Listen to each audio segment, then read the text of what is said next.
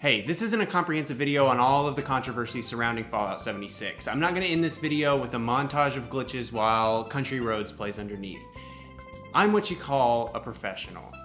What I'm going to do is I'm going to yell at you for, I don't know, haven't decided how long yet, about this game, my thoughts on it, and just kind of go into a personal exploration. And at the end of it, we're going to pretend like I had some big, long, important thing to say, and you're all gonna be really nice to me because I have some pretty positive things to say about a game that has a 50 on Metacritic. So wow, I am not a multiplayer gamer. I don't actively seek out games like The Division or Destiny, and the only multiplayer part of a game that I've ever gotten into was the original Red Dead Redemption in like 2009. So I haven't played a multiplayer game in probably 10 years. I'm telling you all of this because Fallout 76 is a multiplayer game, and something I like to call not for me.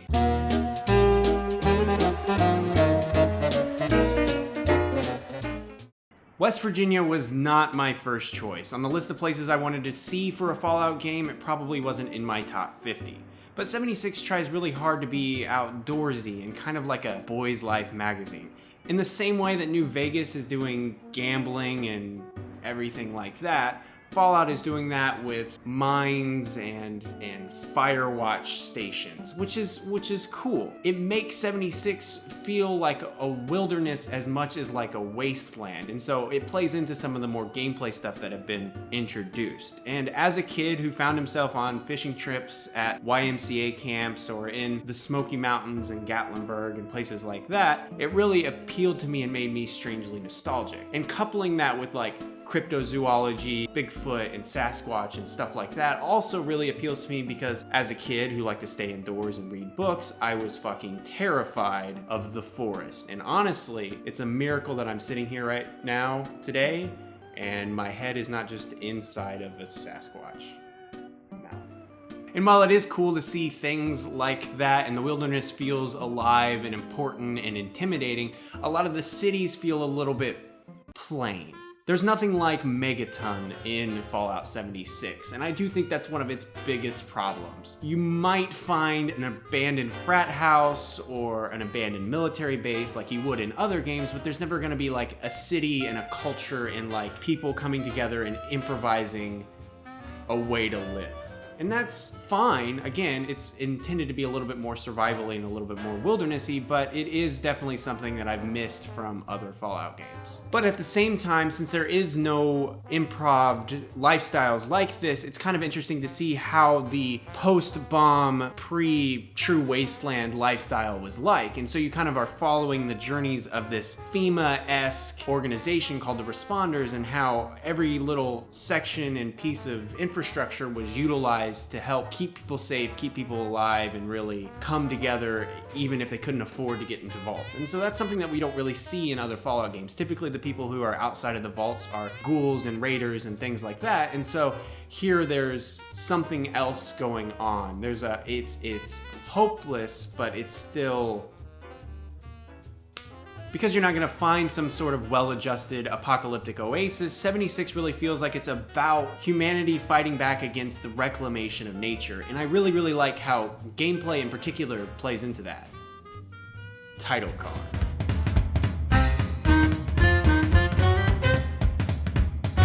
Ew, a survival game, you say?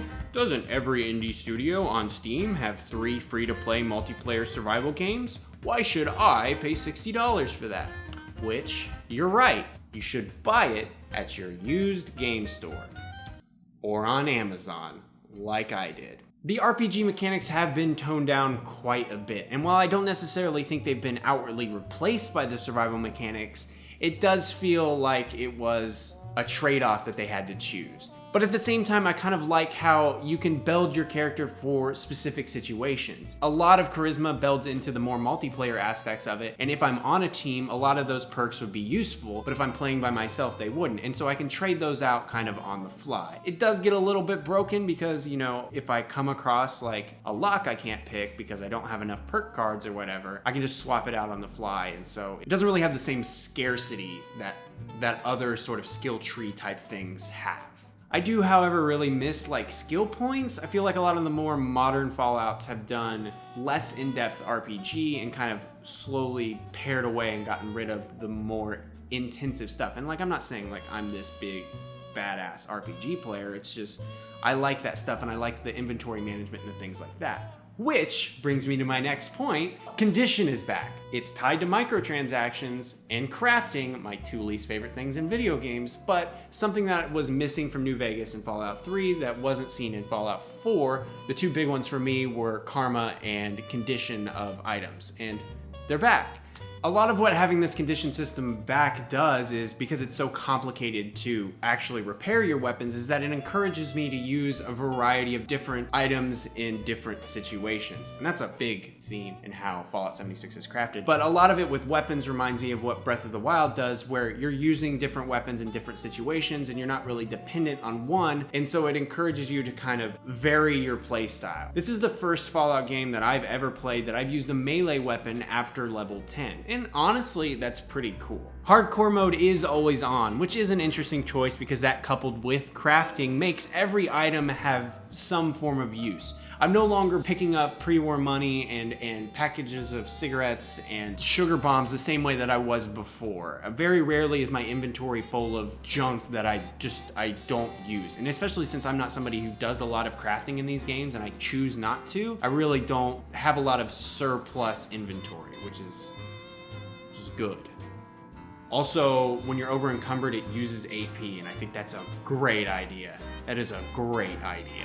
But because there are no safe zones, no real semblance of civilization like I've mentioned, and nothing like that, I'm in real danger of getting in over my head. It feels like a pre-Bethesda Fallout. Like, if I didn't do the proper planning, I didn't talk to the right people, I didn't scrounge for the right items, I could be in the middle of nowhere with 3 bullets, a stim pack, and a little bit of drugs. And honestly, what is this? Fear and Loathing in Las Vegas? But the age-old question that we have been asking about Fallout 76, does this need to be multiplayer? Because there's basically no PvP to speak of that I could find, at least. I had one guy shoot at me once. A lot of my experiences would go as follows. I would run by another player, I would shoot some enemies, and then we'd give each other the thumbs up emote, then we'd go back to our respective quests. It's kind of nice. I mean, I'm not really breaking immersion, I'm not listening to somebody's baby crying, but that's also because I accidentally had all of voice chat muted, and I didn't know that until I was digging around in the settings. Cool, smart guy. Honestly, the best way to play this game.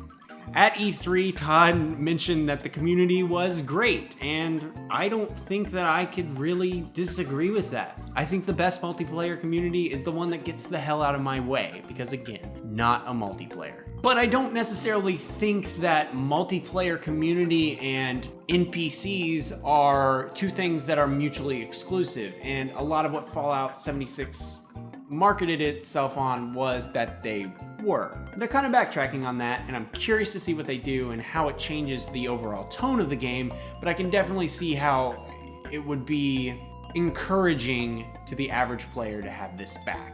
One of the biggest things that took me some time to adjust to is I never really noticed how much Fallout's really played with time for cinematic value and to give you more clear combat information. I know that VATS is sort of this semi-turn-based kind of mechanic, but I never really noticed just how much in regular gameplay outside of that, the game would pause and be like, look at that radroach you just shot. And without it, Fallout feels strangely competent as a shooter. I know that's kind of a weird thing to say about Bethesda, but it's tense and hectic, and I can't just like pause the game by looking at my Pip-Boy or anything like that. I have to either hotkey my items early, have enough stim packs to get by, or just emote the help thing, because there's not really anything I can do while I'm on the move and in combat. Besides those few things, though, you'd be surprised to know that it being a multiplayer game doesn't really have a huge impact on it being a Fallout game, with one pretty big exception. High-level enemies now spawn for high-level players. So if you're a low-level player and a high-level player just so happens to be around you, it'll prioritize that and make high-level enemies like that typically are throwaway enemies like Scorched and things like that a real challenge for a level 20-something guy like me. And that really sucks. It really, really fucking sucks. So much of Fallout 76 is based around resource management, and being in a situation like that makes me break all of my weapons, use up all my stim packs, use up all my ammo, eat all my food, and now I'm in a situation where I got nothing to show for what I just did, all of this work that I did, and I'm out of all of the resources, so I'm basically stuck. Again, vendors aren't a big help in this game in particular, and so I'm just kind of stuck back into a grind. The only thing that really fixes this is by leaving the world and then coming back into a different one. And that's not really how you make your immersive survival sim, you know, immersive. I guess this sort of comes with it being a multiplayer game. There's really two options here. You could have a handful of high-level territories and you could bore your in-game players, or you could have this sort of strange adaptive difficulty where you place enemy level based on like the average player level in the area. And since there is so much content to be appreciated here and so much to do, and the world is so open, sometimes that first one really isn't possible in the same way. That being said though, a level 20 something like me really shouldn't be facing something that's level 68. That's fucking insane. But as far as being a multiplayer game and the first one that I've played in probably 10 years, it's fine. It's fine.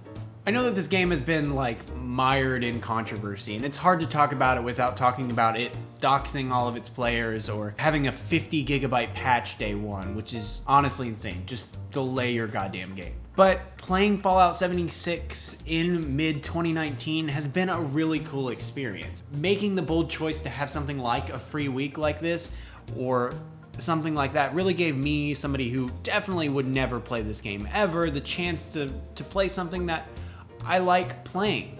Like, I enjoy the main gameplay loop of Fallout, and that is primarily what this is. And while I'm missing the character moments and these moments of humanity as they stand up against these huge monolithic corporations, institutions, and ideas, it's super cool to have something that's just not simple, but straightforward and easy to kind of turn your brain off and play a little bit of, that's wrapped in like the Fallout retrofuturism and Americana that I love. It is absolutely deserving of every single criticism I've heard of it, but at the same time, it's also a lot of fun now. I imagine that it was probably a pretty long road for people who bought day one canvas bags and things like that, but I'm having fun with it for the price that I paid, which at first was free, and it was a great way to get people involved. I'd love to see Bethesda actually push the envelope in the future though, because if you look at the jump from Fallout 2 to Fallout 3 and then Fallout 3 to Fallout 4, you can see how they've kind of stagnated what they wanted to do with the franchise, and it's this more simplified, dialed back RPG game. I'm really concerned that Bethesda will keep releasing this type of game and become something like Ubisoft, where you look at the jump from Assassin's Creed 1 to Assassin's Creed 2, and it's a sizable jump, but if you look from Assassin's Creed 2 to Assassin's Creed 3 or anything like that, it gets worrisome. I'm not like outwardly offended by anything here though, and I don't play it and I go, oh man, this fucking glitch is a game-breaking experience.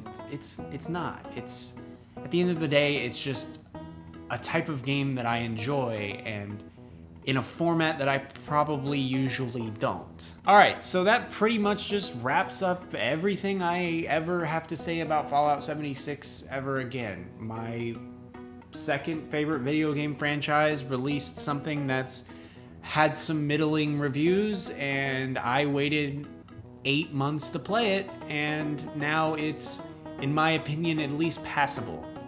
If you're looking for a ranking of the Fallout games that Bethesda have done, we're gonna go Fallout New Vegas, Fallout 3, Fallout 4, Fallout 76. But they're all at least pretty goddamn good.